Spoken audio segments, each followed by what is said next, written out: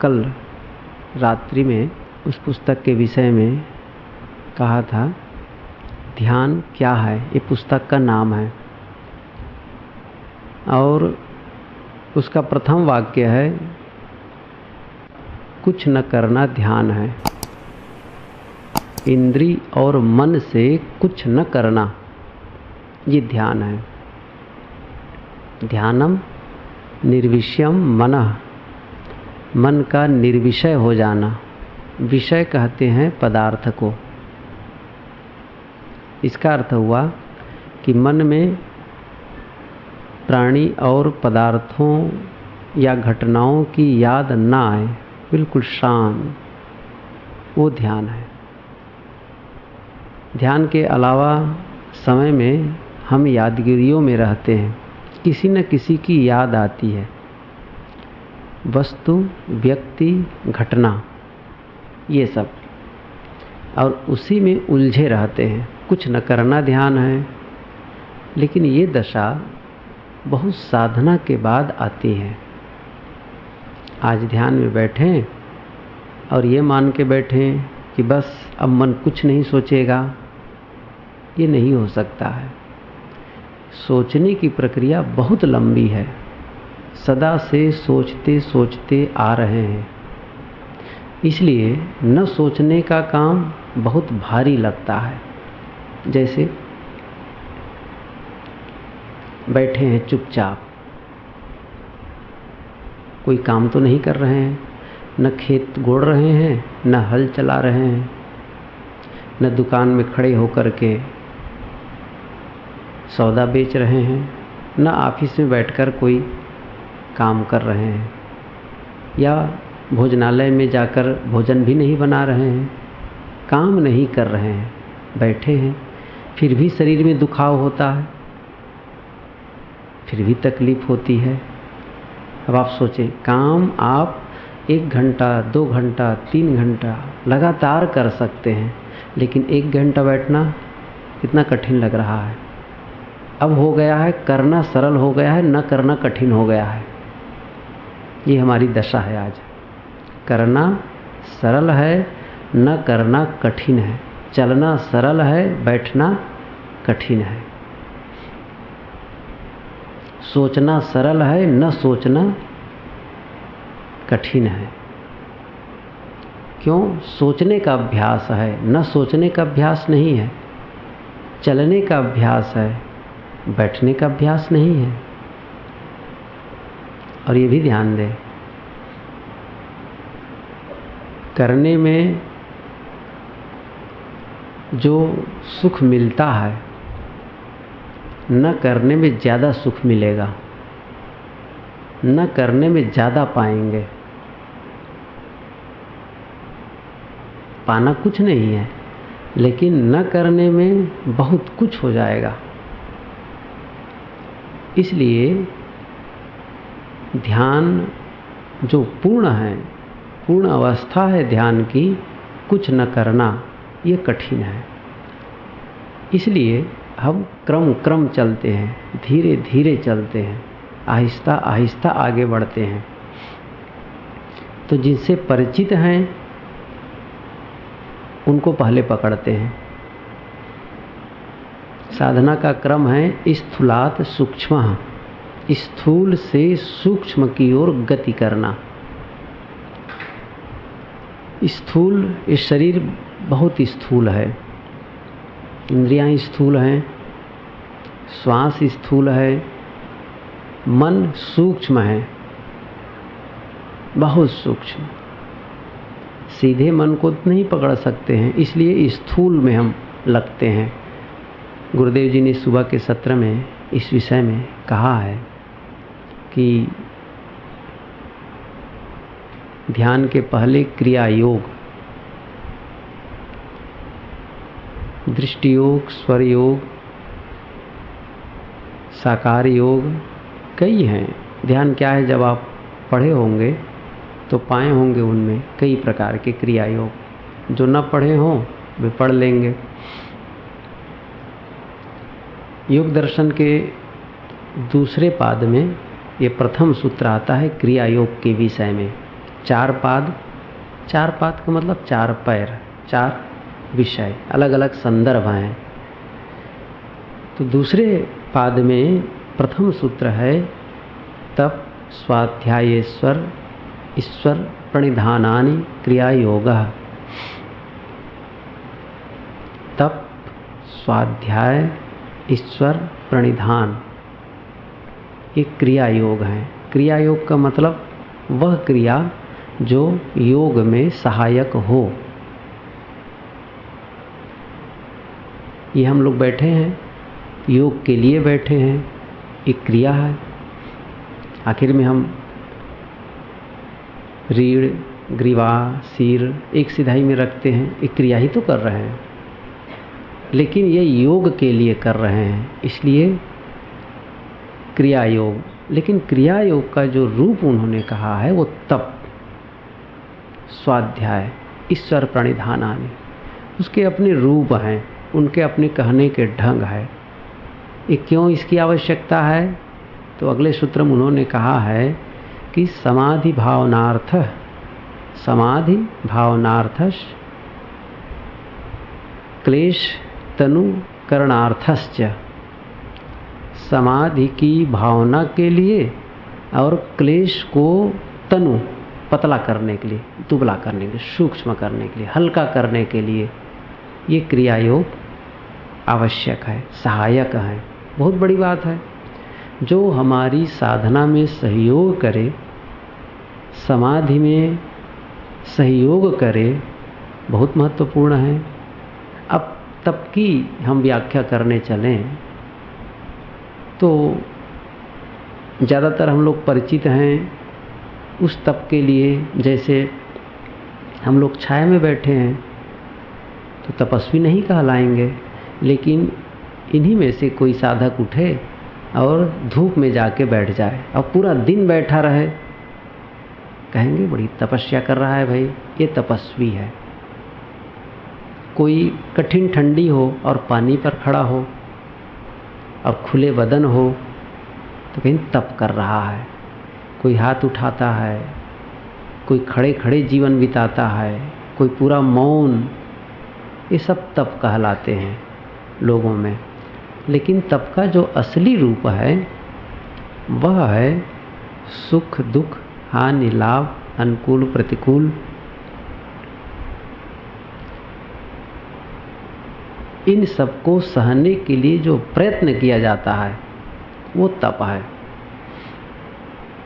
और ऐसा करते हैं तो हम समाधि लाभ लेने का काम करते हैं। बहुत बड़ा एक आयोजन होता है। एक बिजली बनाने के लिए कितना बड़ा प्रोजेक्ट होता है, और समाधि लाभ के लिए एक बड़ी श्रृंखला चाहिए, बहुत बड़ी श्रृंखला। सब कुछ को लेके चलना होगा।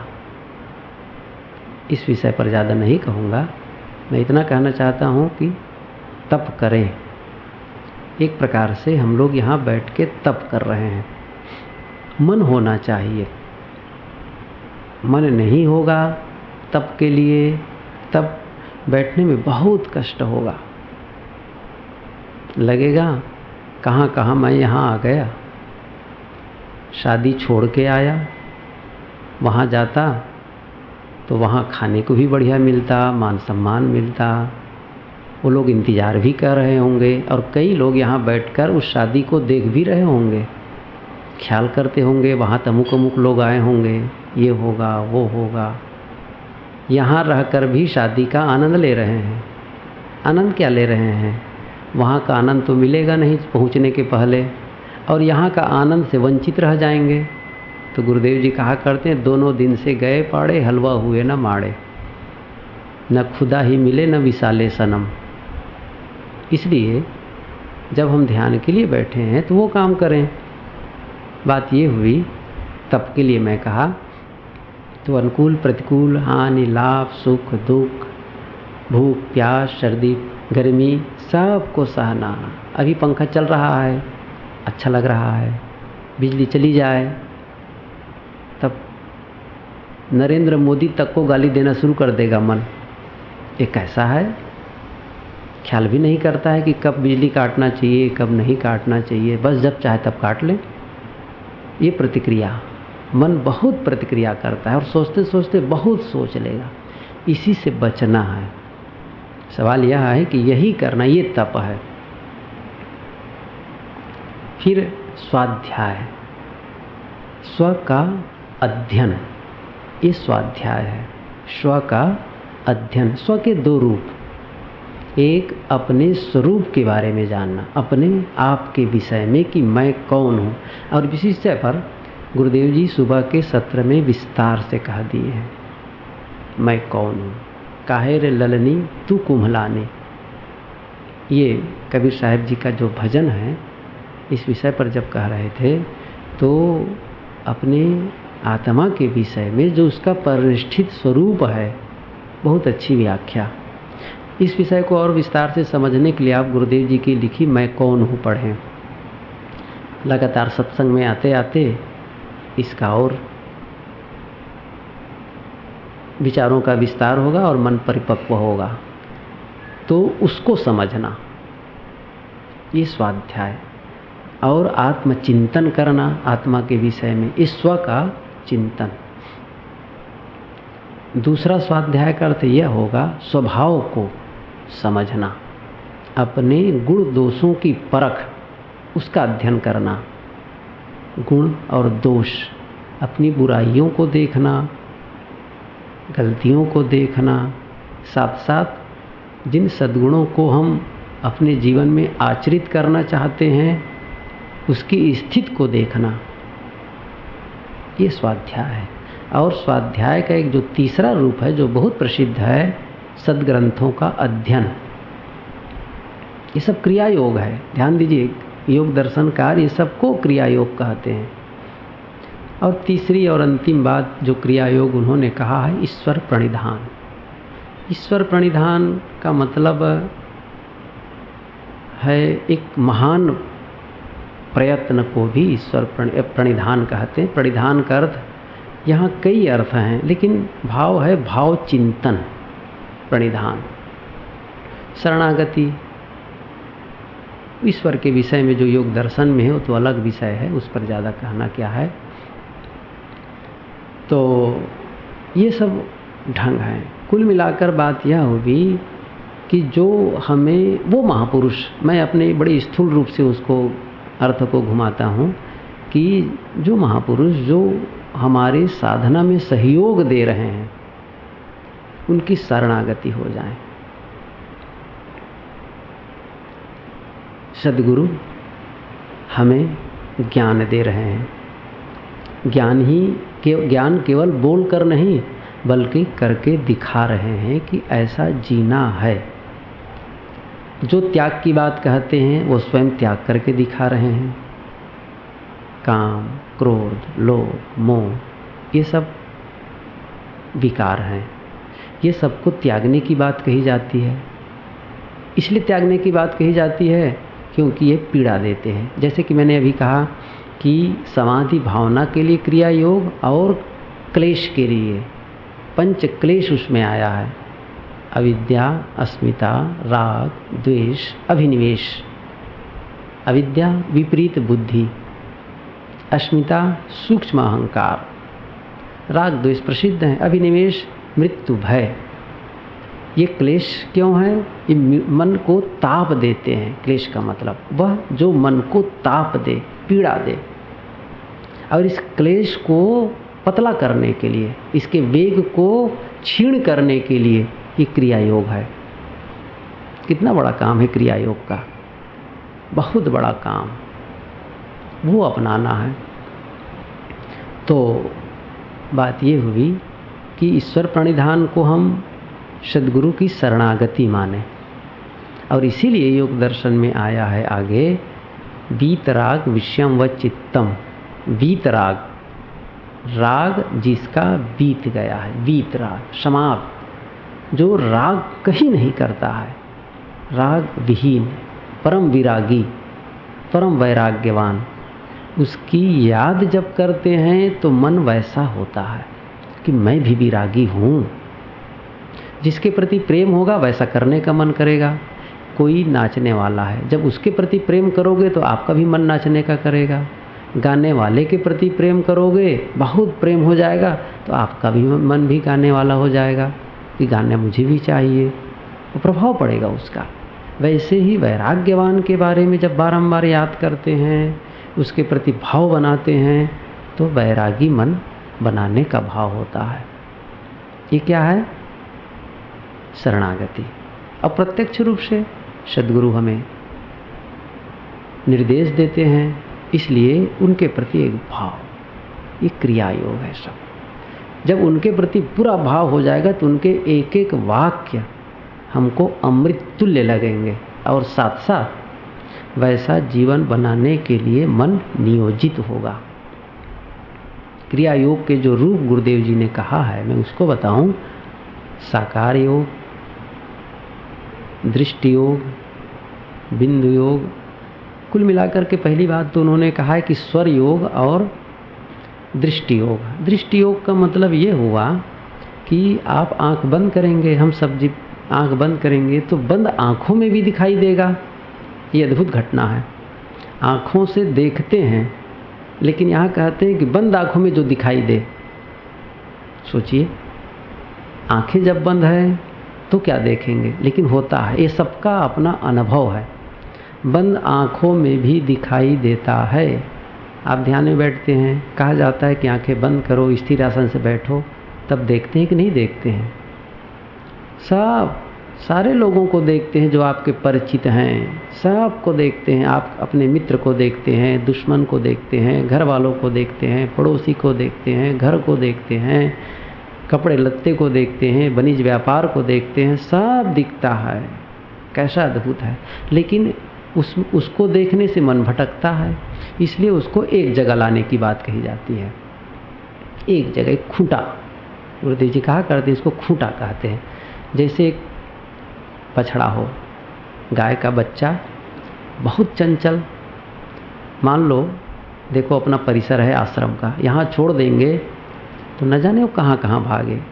कभी चीकू पेड़ के पास चला जाएगा, तो कभी आम के पास चला जाएगा, तो कभी इधर सामने आ जाएगा, तो कभी लान में आ जाएगा, यहाँ भी आ जाएगा, भागेगा। कहीं बहुत बदमाश है, भागता है। इसको एक रस्सी लगाए गले में और बांध दिए और एक खूंटे में अटका दिया। अब कहाँ भागेगा? उसी खूंटे के चारों ओर भागेगा। कहाँ तक भागे? बांध दिए उसको। बस मन को इसी प्रकार खूंटे में बांध देना है। खूंटा क्या है? वही जो बंद आँखों में दिखाई दे रहा है। स्वर योग या फिर दृष्टि योग, अर्थात अंधकार या प्रकाश। चूँकि कक्ष में प्रकाश है, इसलिए जब आप बंद करेंगे तो कुछ दिखेगा। प्रकाश प्रकाश, अंधकार भी दिख सकता है, बदलते रंग भी दिख सकते हैं। ये आग्रह न करें कि ऐसा दिखे। आग्रह करेंगे फिर गड़बड़ हो जाएगा। कोई आग्रह ना हो, सहज आंख बंद करने पर जो दिखे बस उसको देखते रहेंगे। और ऐसा करते करते फिर मन भागेगा। काम वही करना है, फिर लौटा के लाना है। कैसे भाग गए, चाहे वो जितनी देर में भागे, आप अपनी स्थिति में फिर आ जाएंगे। जैसे आपका घर, आप घर से निकल गए, 10 दिन के बाद लौटेंगे तो घर में ही तो आएंगे। फिर घर में आ गए, भले भटकते रहे बाहर, लेकिन घर में आ गए। सीधी सी बात है। 1 दिन के लिए गए, फिर घर में आ गए। इसी प्रकार 2 मिनट भटके, 10 मिनट भटके, आधा घंटा भटके, फिर ख्याल आया, फिर देखना शुरू कर दिए। ये खूंटा में बार बार बांधना है।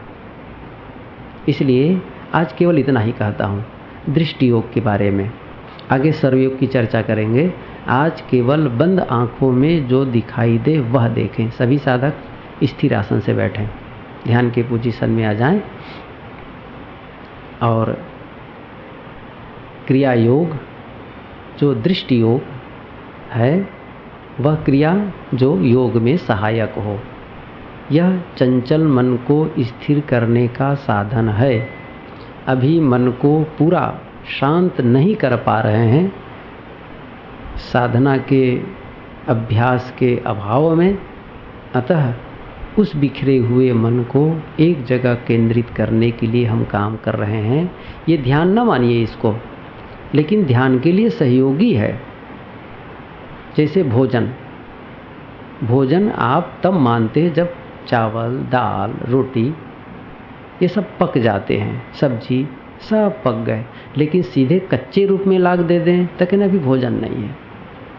लेकिन उसके बिना आप भोजन बनाएंगे कैसे? इसी प्रकार से इसको आप सीधे ध्यान का रूप ना मान लें, लेकिन ध्यान में इतना सहयोगी है कि इसके बिना वह नहीं हो पाएगा, चूँकि अभ्यास नहीं हम लोगों का, इसलिए उसकी परम आवश्यकता है। सभी साधक जो बैठने की स्थिति है, स्थिर पूर्वक सुखपूर्वक बैठें, सहज ढंग से बैठें, सरल ढंग से बैठें और शरीर को तन के न रखें। लेकिन इसका मतलब आप सिर झुका के बैठें, कमर झुका के बैठें, ये भी ठीक नहीं है।